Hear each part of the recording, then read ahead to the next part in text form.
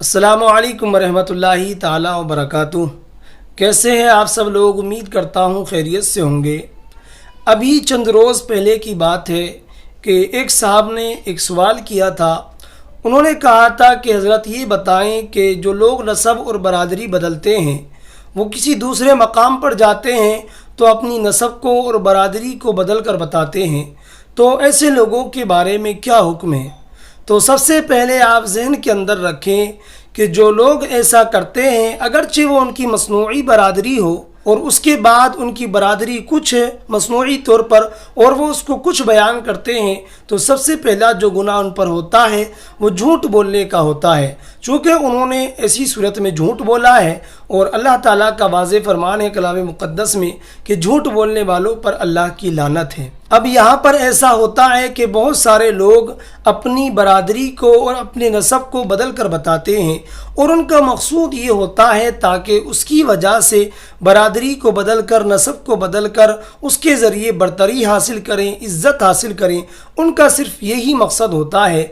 हालांकि वो इस चीज़ से गाफिल होते हैं कि इस चीज़ के बयान से वो सख्त खसारे में हैं, चूँकि जो लोग अपनी नसब को, अपनी बरादरी को बदलते हैं, ऐसे लोगों के बारे में हुज़ूर अलैहिस्सलातु वस्सलाम ने सख्त वईदात इरशाद फरमाई हैं। एक हदीस पाक के अंदर है कि अल्लाह के नबी सल्लल्लाहु ताला अलैहि वसल्लम ने इरशाद फरमाया कि जो बंदा, जो शख्स अपनी बरादरी को, अपने नसब को बदलता है और अपने बाप के अलावा किसी दूसरे को अपना बाप बताता है, तो ऐसी सूरत में अल्लाह ताला की और उसके फरिश्तों की उस शख्स पर लानत होती है। अल्लाह ताला और उसके फरिश्ते ऐसे शख्स पर लानत भेजते हैं। इसी तरह बहुत सारे लोगों को देखा जाता है कि वो अपने आप को बुलंद मर्तबा जाहिर करने के लिए, अपनी इज्जत कमाने के लिए, चंद पैसों के लिए अपनी बरादरी बदल कर अपने आप को सैयद करार देते हैं और अपने आप को सैयद कहलाते हैं। तो इस तरह के बहुत सारे वाक़यात हैं। ऐसे लोगों को देखा जाता है